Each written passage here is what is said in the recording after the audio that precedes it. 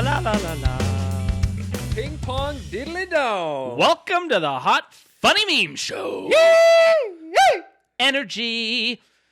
Hey everybody, welcome to the Hot Funny Meme Show. Thanks for coming back. Today, my guest is Troy. Hey, He's also the host of the show. also a host. But today, he's in the hot seat. Ow! It's hot. Today, we're talking about a sketch from Troy's YouTube channel, Embarrassed and Cold. If you haven't subscribed over there, please do so now. Let's wait. Have you done it yet? Yeah, they should have done it by now. Okay. Okay. So, hey, welcome back. Today we're talking about a sketch called Looking for a Good Time. I will link the sketch in the description below. I strongly suggest you go watch this sketch first. It's a 3-minute sketch. It's well worth watching. It's funny. It's super funny. And it's that's what we're talking about today. So to understand these questions, you're going to want to know it first. First of all, Troy, can you describe the sketch? Yeah, so the sketch is basically, it's about a guy who's looking for love on the internet, and in his quest of online dating, swiping and matching and stuff, he matches a lot with, he puts his best foot forward, but it's like robot sex website bots, right? Right. They're like, come and go to my website, it's xxx.com. And so that's sort of what he's keeps coming across, and it's like he shows him like, oh, frustrated, and then he finally gets to match with a real human girl, and she's talking to him, and it's like, wow, this is great, this is amazing. And he's texting, and day turns to night, turns to day again, and they're really hitting it off, and then they meet in person, and that's going great. They're having a real in-life date in a park, and then they're sitting on a bench, and then it's like, oh man, this is awesome. And then she's like, I have one more question for you. Are you looking for a good time? And he's like, what? He's like, are you looking for a good time? He's like, what are you talking? And she's like, turns into a hologram. It was a fake the whole time. Just a very complicated robot sex website ad. Right. And then the sketch ends. So I love this sketch. This is a perfectly written sketch in my eyes as far as writing sketches. I'm very jealous of the sketch. I wish I wrote this sketch myself. Thank you. And more than just that, it's so technically well done from start to finish.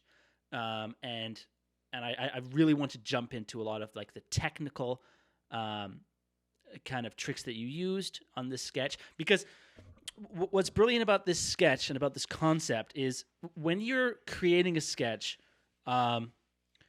much like stand-up comedy, it relies on your audience having a similar kind of experience within this subject matter, right? So you're really looking for the market of your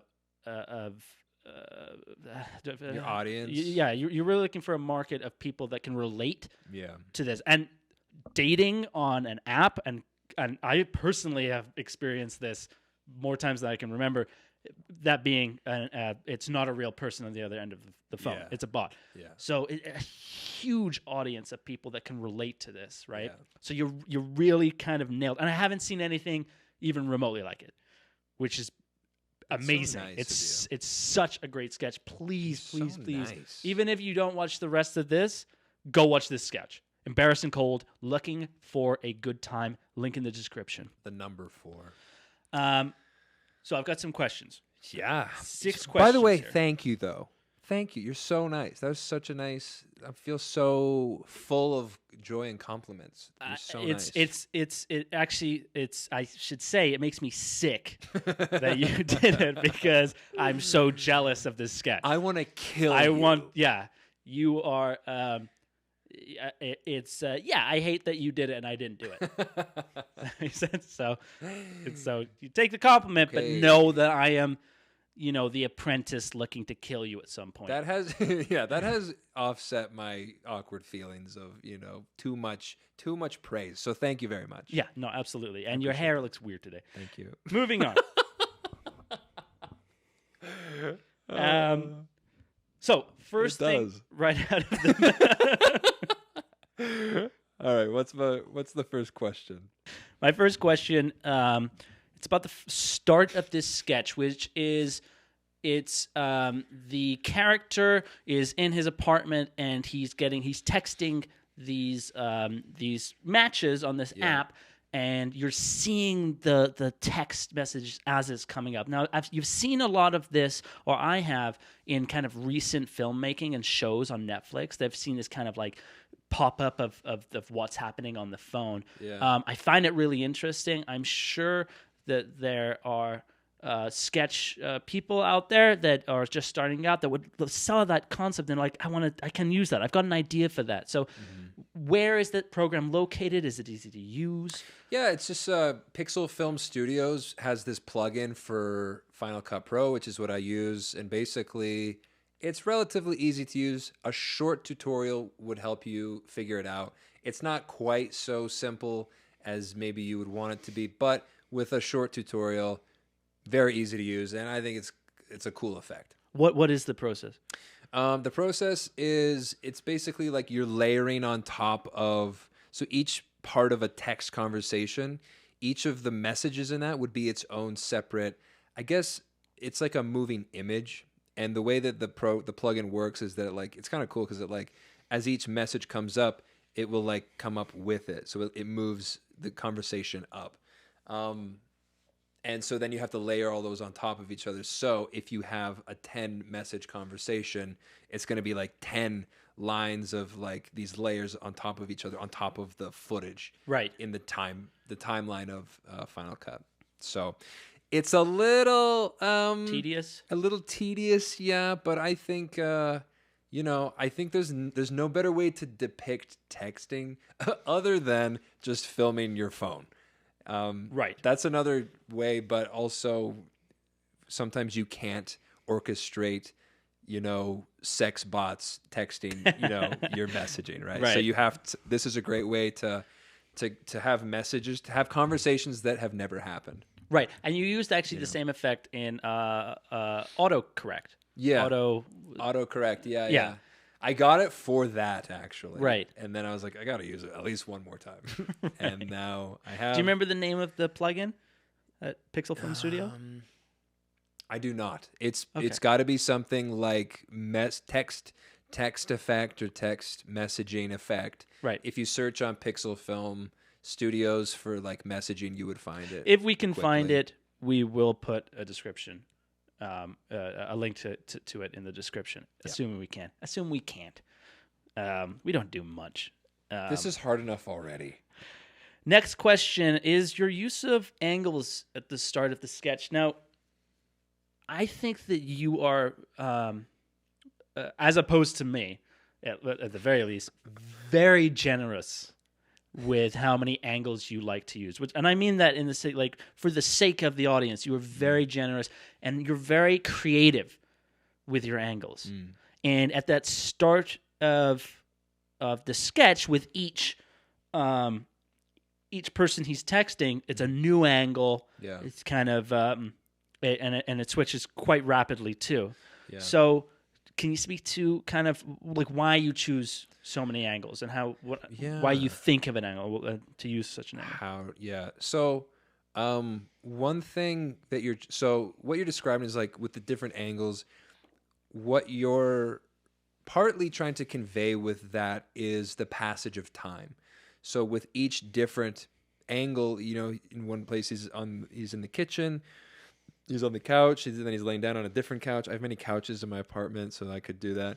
But, lots of different scenarios where it's to convey that this is happening over a space of time. As far as the actual composition of the shot, you do have to make it interesting. You have to, and editing multiple shots together, plus making them different, plus making the actual shots themselves interesting, or I guess interesting would be the word, but you do that by following a set of rules that once you know them, they're pretty easy to follow.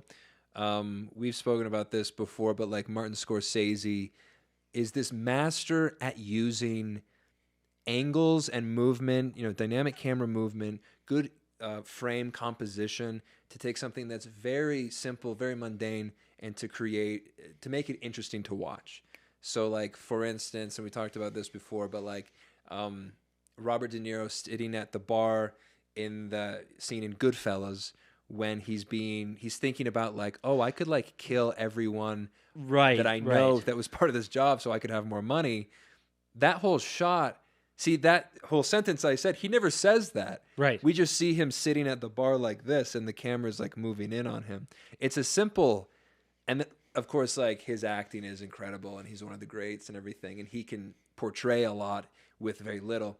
But a lot of the work of that scene is Scorsese and the interesting camera work and the movement and the composition. And so for me, that was like a big inspiration, that style of filmmaking of where it's very like visual. He's telling a lot of the story through visual, less about like the dialogue is more about, mundane stuff, but the actual storytelling is through the visual things that you're seeing on the screen. And so that's inspired by that. That's a lot of what this sketch is like, it's not a lot of dialogue. So you do have to rely upon, putting yourself in, like us right now, we're in, the thirds, we're abiding by the rule of thirds right now of. Can you explain that, the rule of thirds? Yeah, sure. So we're actually kind of I should be maybe a little more, if we're going to make it perfectly symmetrical and even like this. But if you look at our screen here, and we can see ourselves, so this is why I know how to do this. Here would be one line. This is the second third, the middle here. Right here. And then your side would be the far right third. And then the third, you can split it into like this way as well. And so at each intersecting point of the four lines that are... So where it crosses like this, yeah, it creates an X. So like right here, roughly my head and your head are where the intersections of, the rule of thirds. So like if our heads were like right here, roughly, right here, that would be a point of interest that, something on screen would want. You'd want something to be there. Another thing is like vanishing points, leading lines. So if an example is like looking down a road, you see the lines converge at one point in the center. And that's just like, you look at the lines, it leads your eyes to this one single point. And there's something interesting about that. You're sort of compelled to watch it. Things like little rules like that help with compose, and you can do that in a room like where we are now, not necessarily on this set. It's pretty like flat, but which is, by design, obviously, but every space has an interesting way to shoot it. The further away you can be from a wall, for instance, like if you're right against a wall, it's going to be sort of an uninteresting shot. If you can come out from the wall, give it some depth. It's kind of, like depth is another thing to add to a shot. That's something that can make, the shot look interesting. I know there are angles that are funny, funnier than other angles. Would you kind of subscribe to the theory that it's less about, like, you'd sooner have an interesting angle and let the scene and writing do its work on the comedic side of it and keep the angle interesting, but not necessarily the funniest angles, let's say? So that's a good question. I would say, like, for something, like, there's this kind of common saying where, like, comedy lives in the wide shot,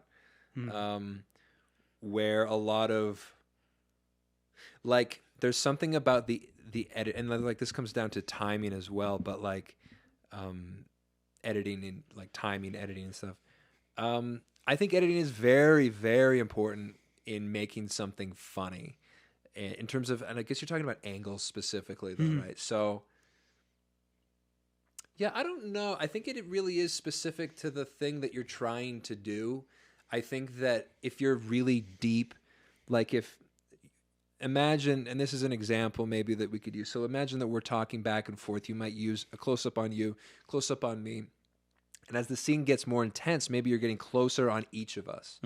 And then, as the joke of the scene, the punchline of the scene comes to fruition, the punch comes. In that punch, maybe you cut back to wide. Yeah. And that sort of the corresponding equivalent of whatever the punchline would be, that wide angle would be. Right, because I guess what you're saying is if you're creating intensity to lead up to a punchline, you're coming in closer, right? Yeah. But since the punchline is a way of relieving the pressure that you're creating, Yeah.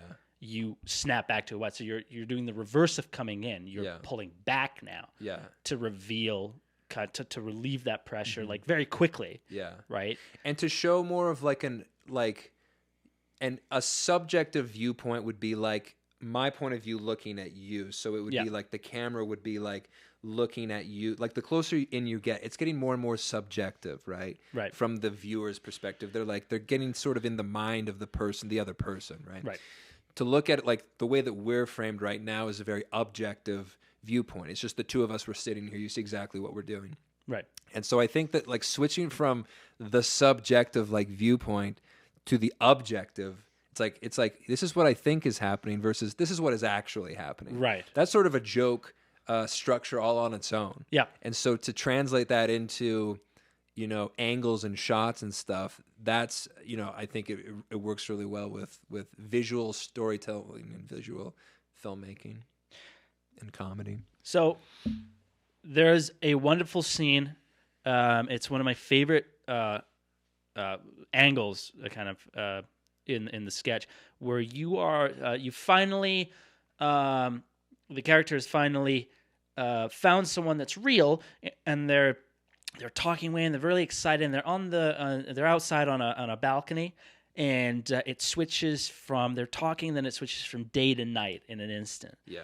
I thought that was such a cool effect, and I wanted to know, was that difficult to do? How did you achieve that? Yeah, it's not. I mean, it's as simple as shooting in the exact same spot in two different times of day, and hopefully your hair hasn't changed too much, and hopefully your shirt isn't sort of some different angle or whatever. But so the way that I did it was like before we shot out of sequence. So before I even went to meet the actress to film that, I shot that portion in the daytime where I'm texting and I'm excited. Mm-hmm. And then came back afterwards. The sun was starting to go down, shot the second half of that. And that was pretty much it. In post, basically, it's difficult to like match it up exactly. And so in post, I did have to sort of like match my head or eyes or whatever to sort of like size it. Crop it and size the two shots such that they were similar enough to each other that when the cut happens, it just looks like almost an instantaneous. So you're trying to, I guess, so the theory there is you're trying to figure out what the audience is going to be looking at and try to make that as stationary as possible. And then if things around them move, like a tree is less in an angle or different in the background, that's okay because you're just trying to keep that, obviously your face being the focal point, trying to keep that as close as possible. Yeah, basically. Yeah, that's a great way to put it. And that's a great point in terms of like framing and frame composition and stuff. Having a central focal point, that's a great way to put it. Like usually it is like someone's eyes are usually like a great focal point. So yeah, in that instance it was not really like on purpose, to be honest, but it was mostly me just trying to, I think that's how it ended up, but it was mostly me trying to like just match my body in both frames as much as I could. So the next question is with respect to the music that you use. Mm-hmm. I know that you have a lot of musical background, and I assume that like a lot of the music that you use in your sketches, for the most part, is composed by yourself. Yeah. Right.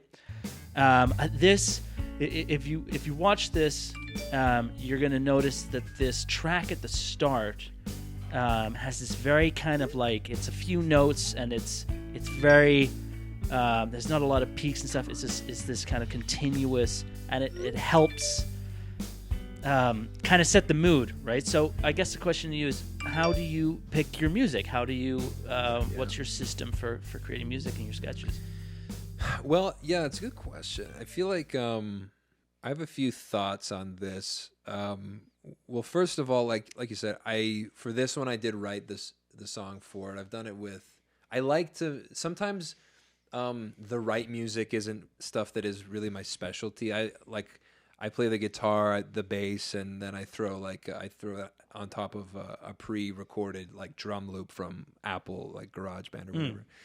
And so it's easy to make a decent sounding song with like two chords going back and forth, and then if you know some licks on top of that. So that's basically what it is. Again, it sort of goes back to what we were talking about with like momentum and timing and building the music up to match what's happening on the screen. That's the benefit of writing a piece of music that's specifically for a scene, Right. as opposed to taking someone else's music and trying to match the beats of what's happening on screen with what the music is. I mean, it's doable, but it doesn't always work. Right. So what is so then you're watching it as you compose it?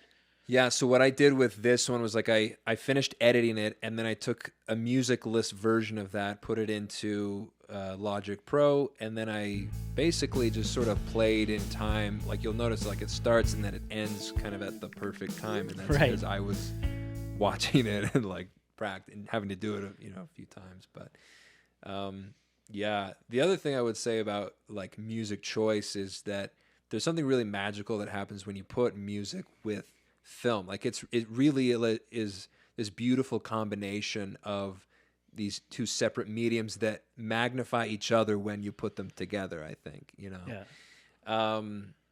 And the other thing I would say is I think it's easier to achieve really amazing results than you might think it would be, Yeah. for the viewer out there who's like, I don't know how to do this. It's easier than you think. It's just like trying several different things, seeing what works. And then ultimately, as a director, your job is to have taste, is like to put your taste onto the thing. If you think it sounds good, if you think it sounds cool, then that's the rule to follow. Do you think it's important to have music in scene? Because I haven't really done a lot of music Yeah. in the sketches that I've, partly because it's such a slog to find music Yeah. that's royalty free that matches up, right? Yeah. It's a huge challenging. time. Yeah.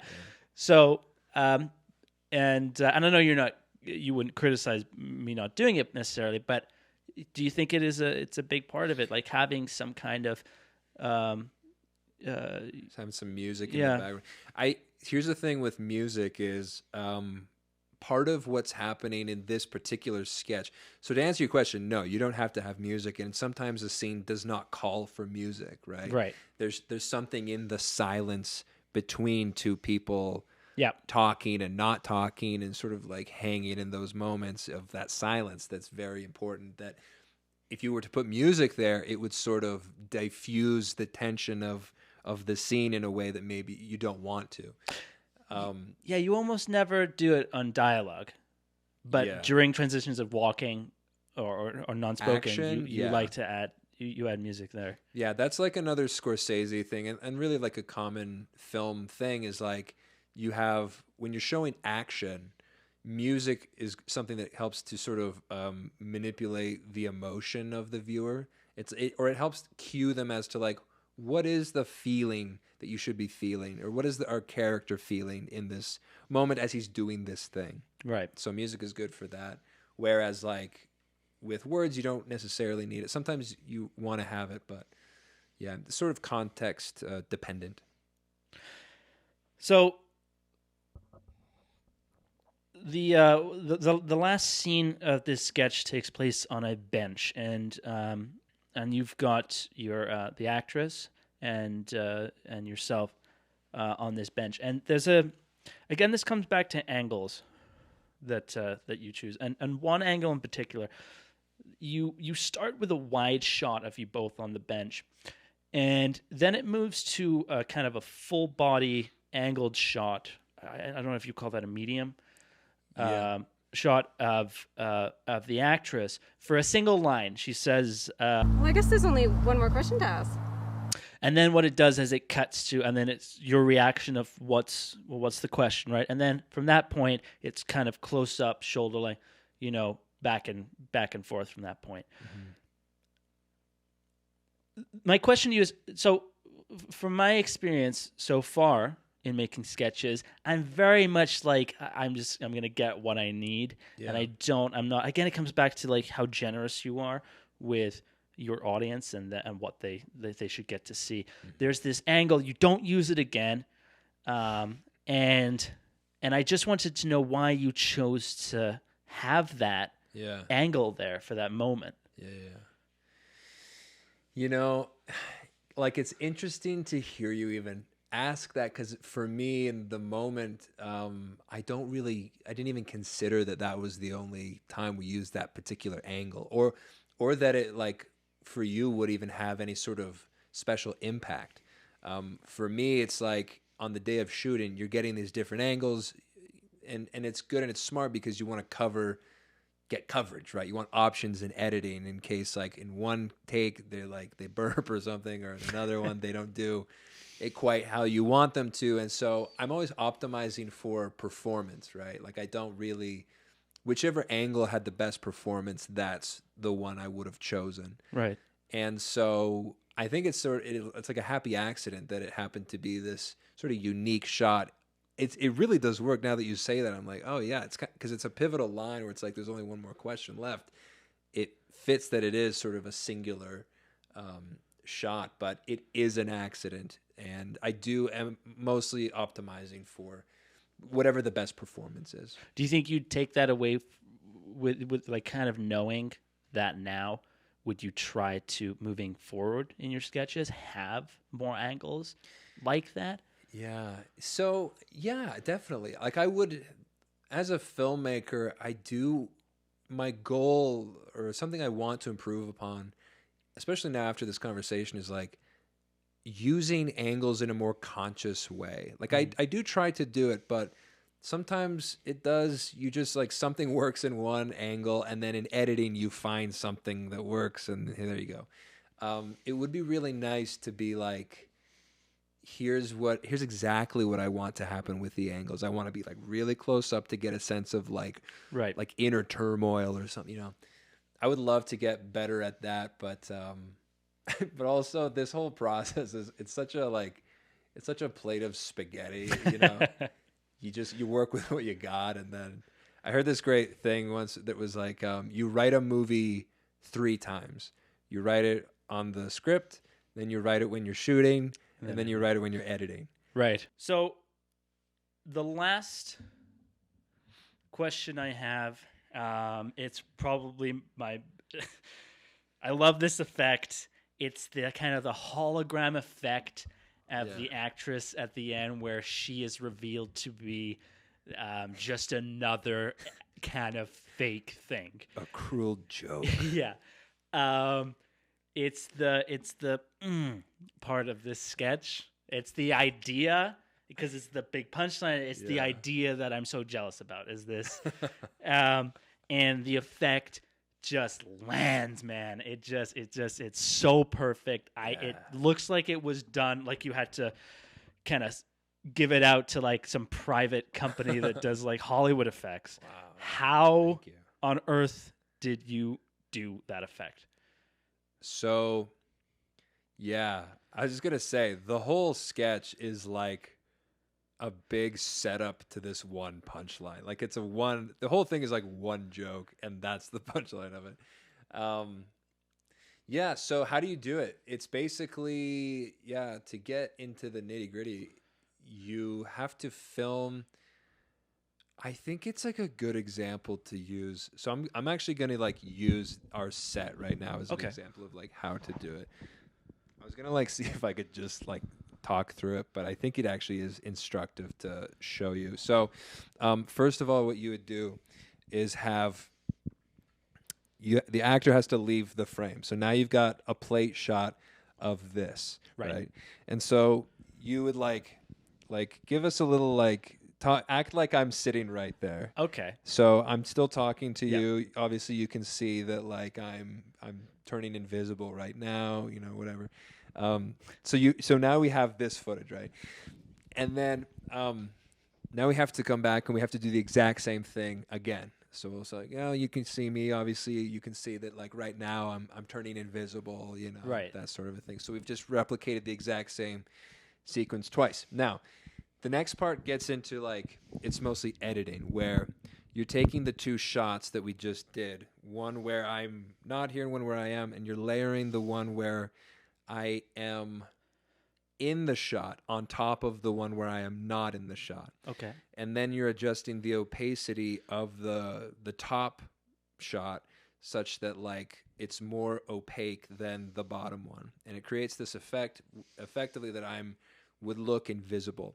And maybe right now we've done this in post and I'm looking Probably invisible right now. I'm doing it, man. I'm going to do it. Or I haven't, and I just look like an idiot. So, and then that's the basic idea of it. And then sorry, go ahead. No. Okay. So then, how do you get because it looks a certain way too? It's the colors. Yeah. So there's an effect. So then what I do is, I think what I actually also have to do is that like, so they are layered on top of each other in the timeline. But what I'm also doing with the frames themselves is I'm cutting the frame where like. I would drag it such that like only my half of the shot is visible for my side of it, and then half of it is framed for your side of it. So effectively, it's like you're taking two pieces of the same footage, and you're putting it like beside each other. So this is how. Okay, so like in a wide, when you Yeah. have a wide and you've got dead space. Yep. As long as that dead space doesn't interfere, you can't. Yeah. I guess this There's is an invisible line, right? Where like if we were doing it right now, and this would ruin the effect if I were to cross this line. This is clearly then this is the same concept they use if they've done this before where two people I'm playing both characters. Yeah, exactly. I would just record on both seats, Yep. do the thing, and bring it together. As long as nothing crosses this. Yeah, and as long as your camera remains in the exact same spot, and you Yeah. can be in any number of different places within the frame, as long as you can cut around yourself effectively, and the simplest way to do that is just like right in the middle. Yeah. But you could theoretically draw. They're called mask lines. You could do that around your whole body. Yeah, that's more complicated, but And then you have like colored effects on it, like So it's an effect called Bad TV. It's in Final Cut Pro. It's just right in there, so you can use that, and then you can adjust exactly how bad the TV or Right. the hologram looks. And then to top it off, I put a sort of a blue tint on it to give it the Star Wars feel. Yeah. Help me, Obi-Wan order Kenobi. execute order 66. We should do more with that because that would be really fun. To hologram. We should make something with like more we've holograms. got the cloak. What if we Yeah. did him doing Order 66 and the stormtroopers like looking? He's like Order 66. Yeah. He's like, which one is that? He thinks like Yeah, order it's like remove our helmets and adjust Yeah. the flag. Order- It's like no idiot. That's Order 52. yeah. Order 67 is like start an orphanage. Yeah, It's like, what are you guys doing? We're gonna save children. it's like there were 100 orders. Okay, Yeah. I didn't memorize. I'm them. supposed to memorize all of them. Come on. Well, that's it for questions I have. I hope everyone stuck around for that. I hope you watched. I really do hope that you watched the sketch beforehand. Otherwise, this didn't make sense to you. These, I think, are really great filmmaking concepts to learn. They don't just apply to comedy, but certainly very useful in it. So I would definitely encourage you, if you haven't seen it yet, please go to Embarrassed and Cold, look up the sketch, Looking for a Good Time with the number 4. It's going to be in the description below, but go visit the page anyway, because there's a ton of other sketches that you should There's good stuff go and there. watch. Thanks, Matt. You're so nice, and it was so like gratifying to hear everything you had to say. That was so nice and kind. So thanks, man. Anyway, that's check it out. Check out Nick's page too. In the Mood. We'll go over one of your sketches next time. I want to do it. All right. So I also want to like go over performances and sketches that you've done for my channel because I think it's some of the most. Okay, that's enough. Save it for later. All right, that's enough blowing smoke up each other's butts for one episode. Thanks for watching. Thanks for everybody watching, guys. Remember to subscribe. Like and subscribe. Comment. Maybe. I guess you won't. Or don't. Yeah, you don't comment. You don't. It's been like 3 videos. Just, Yeah. No Comment one knows once. us at all. Like, I can't believe they're not commenting. It's like give them a shot. All right. See you later. See you in the next video. Shay. Hey Nick, can you have a look at something on my back? I can. Yeah. It just feels. Holy sh! Yeah. Is it bad? It's Is it as bad as I thought? It's making bowels. It's bleeding. No. And it is. Does it have teeth? Does it have a teeth? It's got no teeth. Is it Quado? It's Quado! It's It's Quado!